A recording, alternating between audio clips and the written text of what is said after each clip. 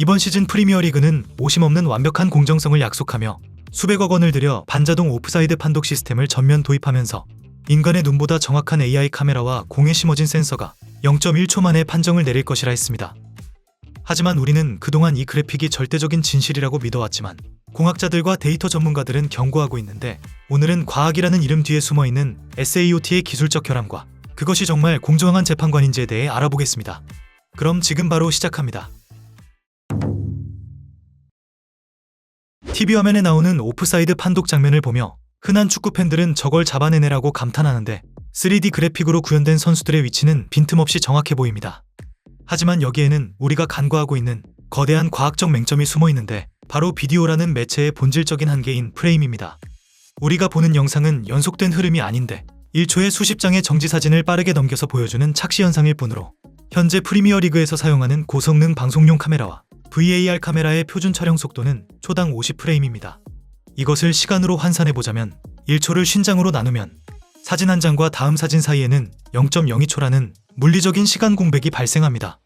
0.02초가 찰나의 순간처럼 느껴질 순 있지만 시속 30km 이상으로 질주하는 공격수들에게 이 시간은 결코 짧지 않을 수 있습니다. 여기서 치명적인 문제가 발생하는데, 오프사이드 판정의 기준이 되는 패스를 하는 순간이 정확히 카메라가 사진을 찍는 그 0.02초의 공백 사이에 일어났다면 결국 AI는 둘 중 하나를 선택해야 하며, 공이 발에 붙어있는 과거의 사진이거나 공이 이미 발을 떠난 미래의 사진입니다.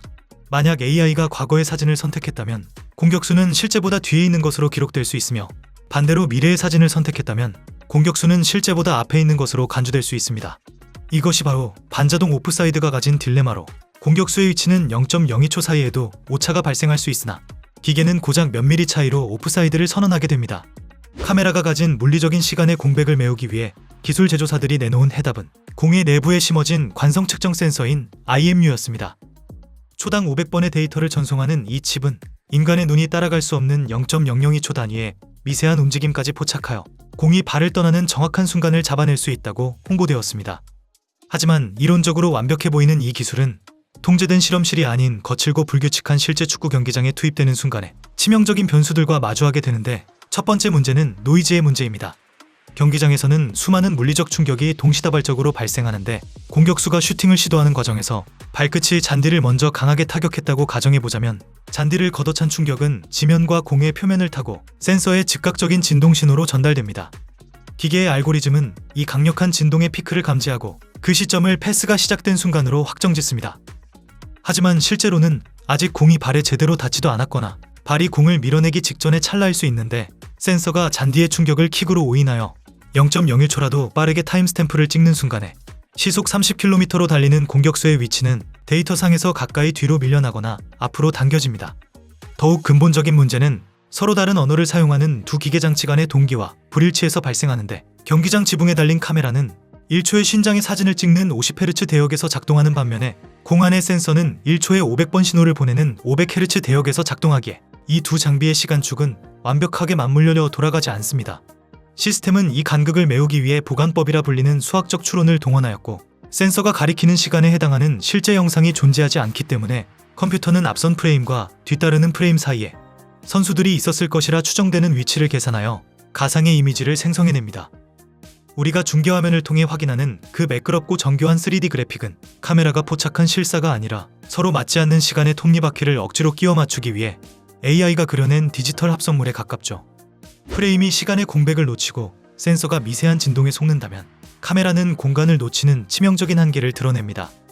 컴퓨터 비전 기술이 필연적으로 마주할 수밖에 없는 이 난제는 이른바 패색 현상으로 불리는 문제입니다.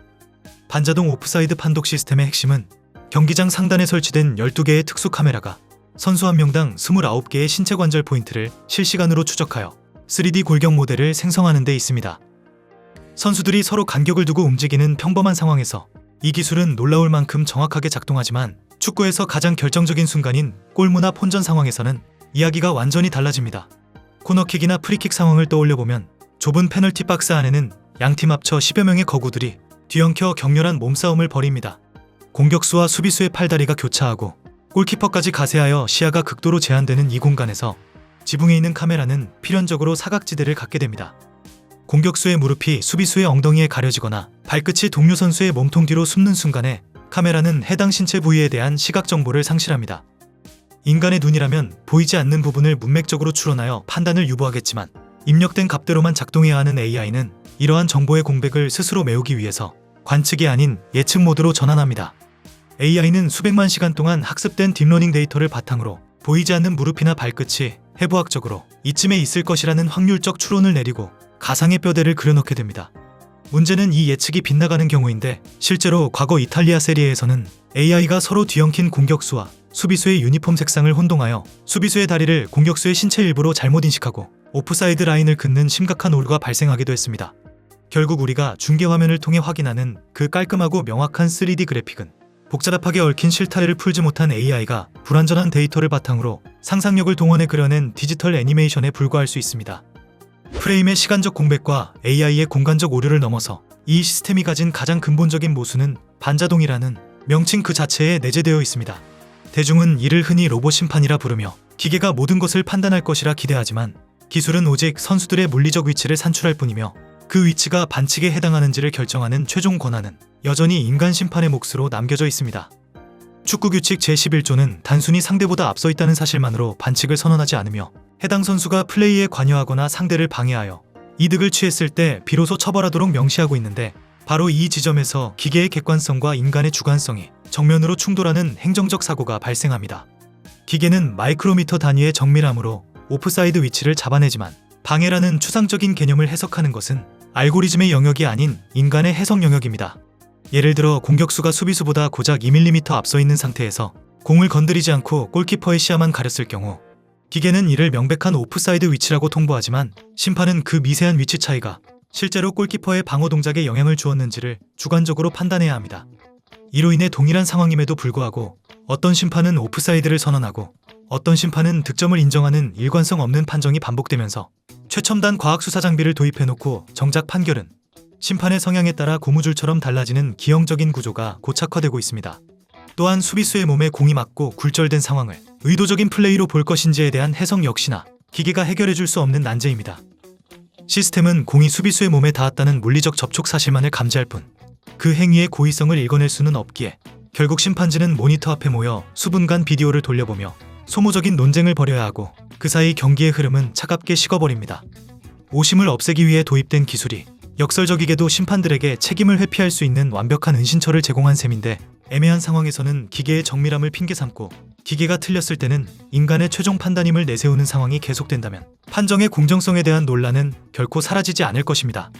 이렇게 지금까지 반자동 오프사이드 판독 시스템의 문제점에 대해 알아보았는데 여러분들은 이러한 기술에 대해 어떻게 생각하시나요? 댓글로 많은 의견 남겨주시면 감사하겠습니다. 그럼 이번 영상은 여기서 마치며 지금까지 에띵이었습니다.